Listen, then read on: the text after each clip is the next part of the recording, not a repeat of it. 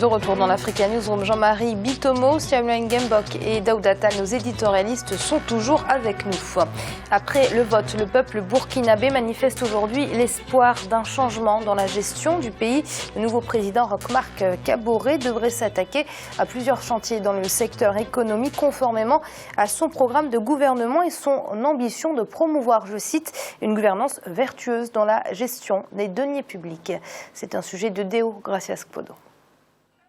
Vainqueur de la présidentielle du 29 novembre 2015, le nouveau président du Burkina Faso, Roch-Marc Kaboré, doit désormais combler les attentes du peuple burkinabé. D'après les analystes, les défis sont essentiellement sécuritaires et surtout économiques, dans un pays où le chômage reste endémique, surtout dans les zones urbaines ou semi-urbaines. Selon une étude publiée en 2012 par l'Observatoire burkinabé pour l'emploi et la formation professionnelle, environ 51% des jeunes de 15 à 29 ans sont sans emploi et pourtant le pays a de quoi relancer les secteurs porteurs pour booster sa croissance. L'inflation que nous avons connue en 2014 était fondée sur les questions pauvreté, chômage. Il me semble que dans ces conditions, le nouveau gouvernement devrait s'attaquer à ces questions-là. Le chômage dans notre pays touche pour l'essentiel les jeunes. Et de façon générale, c'est encore plus les plus éduqués qui sont au chômage. C'est vrai qu'on ne peut pas se concentrer exclusivement sur les questions économiques, mais il me semble quand même que les questions économiques doivent être au centre de l'action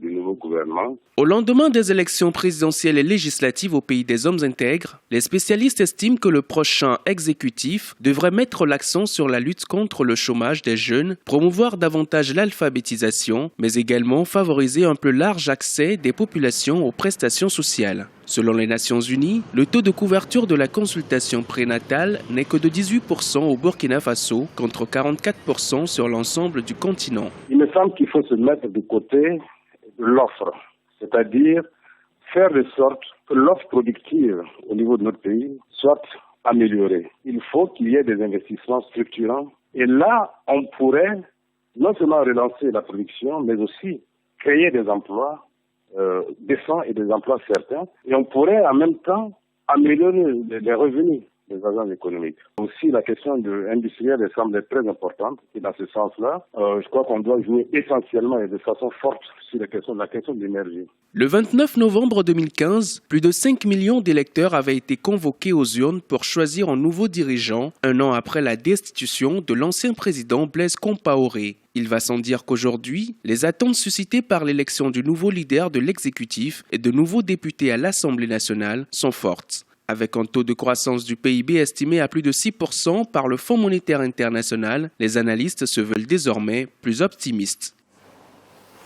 Jean-Marie, réduire significativement le taux de chômage des jeunes, c'est selon vous la priorité du nouveau président burkinabé ? Je pense que c'est la priorité du nouveau président burkinabé, comme d'ailleurs c'est une donne qu'on retrouve pratiquement dans tous les États africains, parce que la jeunesse en Afrique, on le dit tout le temps, ça constitue une bombe à retardement. Quand vous avez des jeunes qui sont dans la rue, on parle de l'autre côté par exemple des mouvements comme Boko Haram qui prospèrent chez nous, tout simplement pourquoi ? Parce que vous avez des jeunes qui sont dans la rue, qui n'ont pas de métier et qui ont fait des études mais qui n'arrivent pas à trouver des emplois sur le marché. Donc je pense que le président Kaboré a pris conscience, si vous voulez, de toutes ces problématiques-là, parce que les problématiques, si vous voulez, se superposent au Burkina. Dans la mesure où vous avez ce problème de chômage, vous avez le problème sécuritaire et le problème de l'injustice qui a d'ailleurs déclenché, si vous voulez, tous les mouvements que nous avons connus. Donc à partir de là, la plus grande injustice qui peut être faite aux jeunes Africains aujourd'hui, c'est le fait qu'ils se retrouvent au chômage alors que le continent est doté de potentiels qui sont réels. Donc, vous avez aussi des marges de manœuvre pour l'État, comment dirais-je, pour le nouveau président qui a été élu, dans la mesure où vous avez l'économie part de très très loin. On nous a donné un exemple dans le reportage du secteur sanitaire dans lequel vous avez une couverture de 18%. Donc, vous avez, si vous voulez, des niches d'emploi là-dessus qui peuvent être développées, à condition qu'on mette en place, comment dirais, des stratégies économiques qui s'adaptent au tissu local. Le président doit repenser intégralement le système économique du Burkina Faso ? Le système économique n'est pas à remettre en cause en tant que tel, à Amira. Moi, de mon point de vue, ce qu'il faudrait, c'est rendre vraiment opérationnel tout ce qui a été mis en place jusque-là. Parce que moi, j'ai lu, c'est-à-dire ces derniers temps, même les plans qui avaient été mis en place, et comme nous le disons tout le temps sur ce plateau, les idées, si vous voulez, sont bien pensées en amont. Mais le problème maintenant, c'est qu'on ne s'appesantit pas sur l'opérationnalité de ce qu'on a écrit. On fait des beaux rapports qui sont pertinents, hein. Il n'y a rien à dire. Mais maintenant, il faut trouver les compétences qui puissent mettre ces rapports-là, comment dirais-je,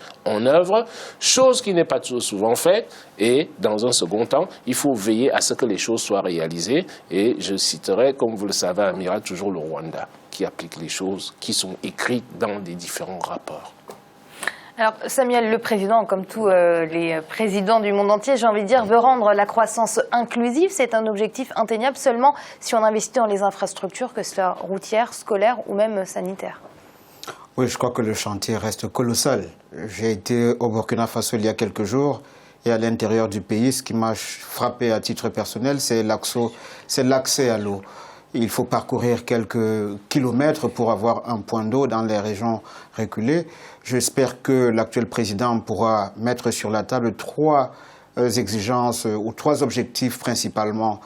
Celui de désenclaver le pays en renforçant la politique mise en place sur le développement des pôles de croissance économique dans les régions à partir des richesses que chaque région peut recueillir, mais aussi de mettre l'accent sur la réconciliation nationale. Il faut quand même souligner qu'il y a eu des élections, il y a eu un processus électoral qui s'est déroulé avec beaucoup de réussite, mais les enjeux en termes de réconciliation nationale restent importants, notamment au sein de l'institution militaire. Il faut renforcer justement la construction des infrastructures, parce que pour le moment, Ouagadougou concentre la quasi-totalité des infrastructures modernes du pays et il faudrait peut-être choisir des politiques qui permettent de décentraliser ce développement des infrastructures à l'intérieur du pays. Donc il y a justement cette genèse qui est désœuvrée. Il faudrait renforcer le secteur agricole. C'est un pays sahélien. Il faudrait mettre en place des politiques d'irrigation des sols, trouver des moyens potentiels. C'est un pays au-delà du fait qu'il soit sahélien. C'est un pays enclavé qui n'a pas accès directement à la mer et où les importations coûtent excessivement cher. Donc la vie politique, la vie économique au Burkina Faso, même si elle s'appuie sur des ressources importantes telles que l'or et le coton. On sait très bien que les cours de ces ressources naturelles aujourd'hui ont chuté sur le plan international. Et cela porte un coup sérieux sur l'économie nationale. Le seul secteur qui reste très porteur, c'est celui de la mise en place des infrastructures. Il faudrait peut-être accélérer la construction des infrastructures au niveau national. Oui, Daouda, les chantiers sont nombreux dans un pays tel que le Burkina Faso. Peut-être revenir rapidement sur les infrastructures routières dont a parlé Samuel, des infrastructures nécessaires pour un pays enclavé comme le Burkina Faso. Oui, tout à fait, Amira. Le pays n'a pas accès à la mer, effectivement. Donc, toutes les recettes que peuvent générer un port autonome, on ne les trouve pas forcément au Burkina Faso et c'est un problème effectivement. Maintenant, il me semble que des corridors reliant le Burkina Faso à la Côte d'Ivoire par exemple seraient très intéressants à ce niveau-là puisque le commerce régional, le pays peut en profiter, mais les infrastructures restent un levier économique important. On reste en économie avec la Côte d'Ivoire qui prévoit sur les 5 prochaines années des investissements de 29 milliards de francs CFA pour maintenir une économie croissante. Les investissements vont porter sur plusieurs secteurs, notamment les transports, l'urbanisation et l'éducation. Idlet Mirabel Bissou. 29 000 milliards de francs CFA, c'est l'estimation des investissements économiques en Côte d'Ivoire entre 2016 et 2020. Ce programme qui va s'étendre sur 5 ans entre dans le cadre du Plan national de développement, PND. Cette initiative est la continuité du PND 2012-2015. Ce dernier avait permis de réaliser à travers le pays près de 11 000 milliards de francs CFA de projets. L'objectif visé à travers ces réalisations est de faire figurer la Côte d'Ivoire parmi les économies émergentes à l'horizon 2020.